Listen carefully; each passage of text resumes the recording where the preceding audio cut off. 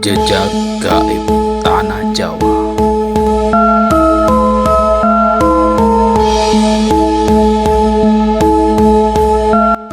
Sejarah awal Pulau Jawa seolah terbungkus oleh misteri karena sama sekali tidak diketahui keberadaannya oleh dunia sampai pulau ini dikunjungi oleh peziarah dari Cina, Fa Hien, pada tahun 412 Masehi.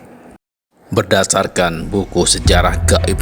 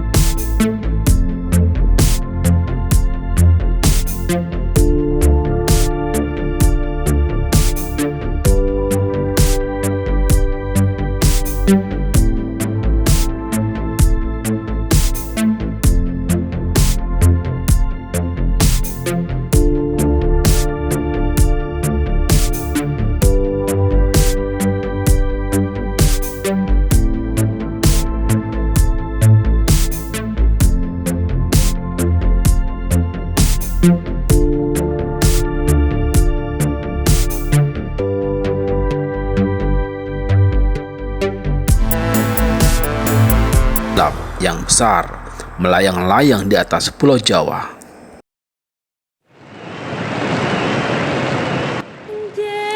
Awan hitam ini anehnya kelihatan seolah-olah seperti tertambat pada titik-titik tertentu, sehingga tidak lantas terbawa oleh angin dan tetap tinggal pada tempatnya. Titik-titik lokasi awan hitam tersebut sengaja dimagnetisir oleh raja dekat dengan kawah-kawah gunung berapi. Salah satu alasannya adalah karena kawah-kawah tersebut biasanya ditempati oleh beragam jenis makhluk-makhluk halus, sehingga makhluk-makhluk gaib tersebut dapat diperintah oleh seorang raja.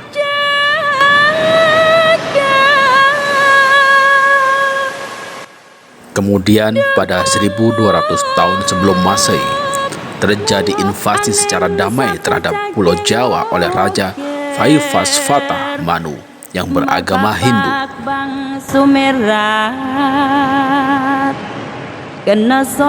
Mereka datang secara damai, tinggal di pantai, dan pada akhirnya membentuk kota perdagang kecil yang independen.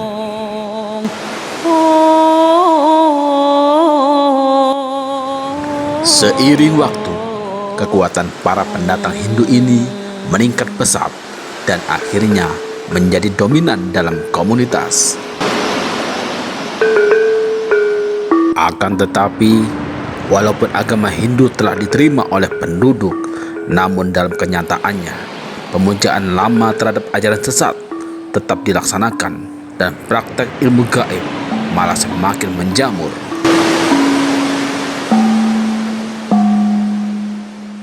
Melihat kondisi tersebut, Raja Vaivasvata yang berkuasa saat itu meminta untuk mengirimkan ekspedisi ke Jawa pada tahun 78 Masehi.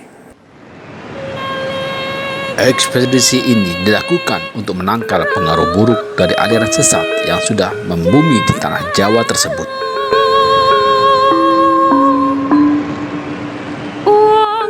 Pemimpin ekspedisi ini dipimpin oleh ahli spiritual bernama Aji Saka atau Aji Soko atau Sakaji. Aji Saka ini sangat memahami tugas yang diembannya.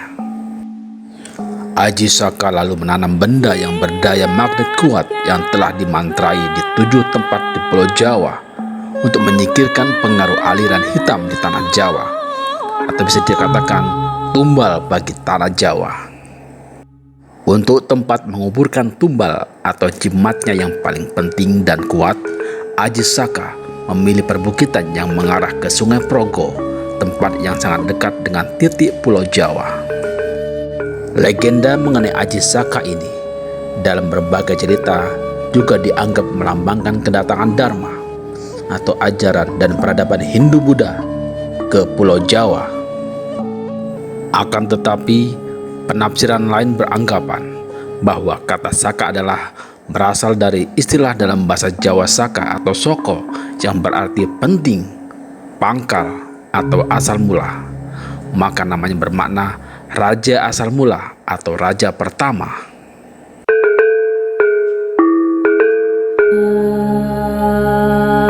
Mitos ini mengisahkan mengenai kedatangan seorang pahlawan yang membawa peradaban, tata tertib, dan keteraturan ke Jawa. Karena Aji Saka telah mengalahkan raja jahat Prabu Dewata Cengkar, sang penguasa hitam yang kala itu menguasai Pulau Jawa.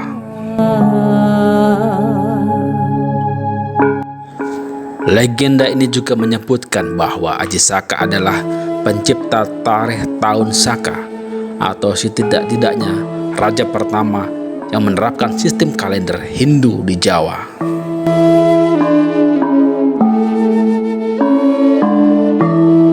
Tumbal Aji Saka untuk menangkal kekuatan hitam pun bertahan hingga beratus-ratus tahun kemudian, sehingga sampai pada saat di mana jin kembali berkuasa, hujan darah di mana-mana, bencana merajalela. Pada masa ini berkembanglah beberapa pikiran atau aliran ilmu gaib di Pulau Jawa, di antaranya kejawen, klinik, dan kebatinan. Lalu, pada awal abad ke-13, datanglah Syekh Subakir, seorang ulama yang dikirim ke Kesultanan Turki Utsmaniyah ke tanah Jawa.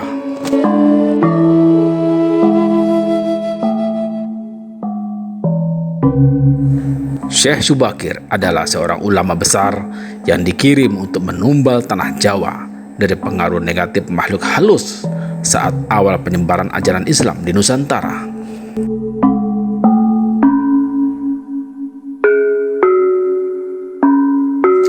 Karena Syekh Subakir mengetahui kondisi Pulau Jawa banyak dipengaruhi unsur gaib yang sangat mengganggu, lalu Syekh Subakir membawa batu hitam dari Arab yang telah dirajah. Kemudian, dengan karomah yang dimilikinya, batu hitam dengan Raja Kalacakra tersebut dipasang di tengah-tengah tanah Jawa, yaitu di puncak Gunung Tidar, Magelang, Jawa Tengah. Karena Gunung Tidar dipercaya sebagai titik sentral atau pakunya tanah Jawa, hasilnya kekuatan gaib yang mengganggu di Pulau Jawa dapat dihalau. Pada masa ini, ilmu kebatinan berkembang lagi menjadi beberapa cabang, yaitu ketabiban, kewaskitaan, kesaktian, kanuragan, kekebalan, pengasian, termasuk juga tenaga dalam. Kemudian, sepeninggal Syekh Subakir, pemagaran gaib terhadap pengaruh negatif dilanjutkan oleh para wali songo. Para wali ini mengajarkan ajaran Islam. Salah satunya adalah Sunan Kalijaga. Demikian cerita singkat tentang awal mula dari pengaruh gaib tanah Jawa, mulai dari Aji Saka, Syekh Subakir, sampai dengan Wali Sanga. Sampai jumpa lagi di bahasan berikutnya. Salam jejak sejarah.